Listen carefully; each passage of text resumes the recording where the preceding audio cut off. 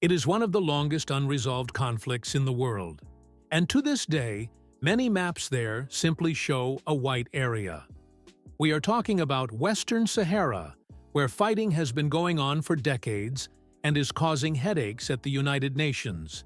It is often referred to as the last remnant of the colonial era on the African continent, and it divides the international community. However, in recent years, momentum seems to have been building and a solution could be found, albeit to the detriment of the local population.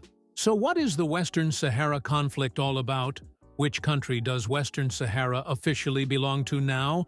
And could the conflict actually be resolved in the near future? We take a look at all these questions in today's video. Have fun!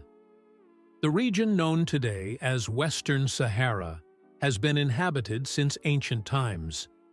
Early archaeological finds show that the area was settled early on by Berber tribes. In the 11th century, nomadic tribes known as Makil Arabs began to settle in the region and mixed with the local Berbers. These intermingled groups form the core of today's Sahrawi population, who consider themselves descendants of the original Berbers, but also recognize Arabic elements in their culture and language. Despite the harsh desert conditions, these communities developed complex social structures and made a living from herding, trading, and farming whenever conditions allowed. The history of today's Western Sahara conflict, however, begins in the 19th century with colonization by the Spanish. In 1884, they established the Villa Cisneros base on the Rio de Oro Peninsula, which later became the town of Ad-Dakhla. And at the Berlin Conference held in the same year, a meeting of the European powers to divide up Africa, the territory was officially recognized as a Spanish colony. Over the next few decades, Spain began to establish outposts and towns, including the current capital El Aaiún. However, as in the other colonies, the rule was characterized by oppression of the local population. The Sahrawis also felt excluded from the Spanish administration and fought to preserve their culture and way of life.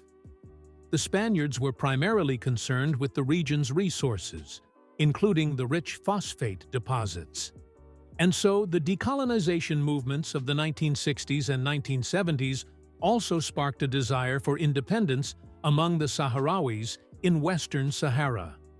This led to numerous battles with the Spanish, who strongly refused to cede their colony. The case reached the United Nations, which called for the decolonization of Western Sahara from Spain at a UN General Assembly in 1965. But as the Spanish continued to refuse, the so-called Polisario Front was founded in Western Sahara, a joint alliance of all independence fighters, which was now to drive out the Spanish rulers once and for all. However, it was only at the end of 1975, after Franco's death, and when the political pressure on Spain became too great, that it actually withdrew from Western Sahara. However, things did not turn out as the local population had imagined.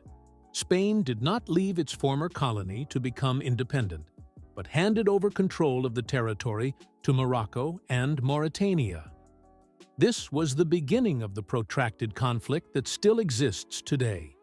In the same year, around 350,000 Moroccans marched into Western Sahara in the so-called Green March to assert Moroccan claims to the territory. Morocco then annexed around two-thirds of the country, and the Polisario Front retreated to the remote desert areas in the east of the country. The Polisario was supported by neighboring Algeria, Morocco's arch-enemy. It declared the founding of the Sahrawi Arab Democratic Republic and established a government in exile. This was internationally recognized, but not acknowledged. As Mauritania had withdrawn from the conflict early on, Morocco now saw itself as the sole legal successor in the Western Sahara. A series of battles broke out with the resistance fighters, which lasted for over 16 years. The war only ended in 1991 with a ceasefire brokered by the United Nations, but this was repeatedly broken due to disagreements over the holding of a referendum. Morocco originally committed itself to holding a referendum on the future affiliation of the population. However, this has not yet taken place. In November 2020, the Polisario therefore declared the ceasefire to be over due to Morocco's inaction, and fighting broke out again. However, Morocco now had a powerful ally, the United States. Under Trump, the United States recognized Morocco's sovereignty over Western Sahara, and in return, Morocco established relations with Israel.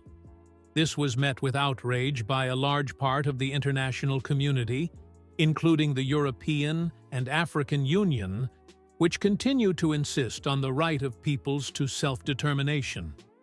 But last year, another important player in the region also sided with Morocco: Spain. The country had previously appealed for a solution within the United Nations, but declared in 2022, as part of its rapprochement with Morocco, that Moroccan sovereignty with autonomy rights for Western Sahara was the most realistic solution to this dispute. And so, more and more states now seem to be siding with Morocco. However, the Sahrawis continue to put up resistance, and a quick solution still does not seem to be in sight. And so, the United Nations still classifies Western Sahara as a territory without self-government.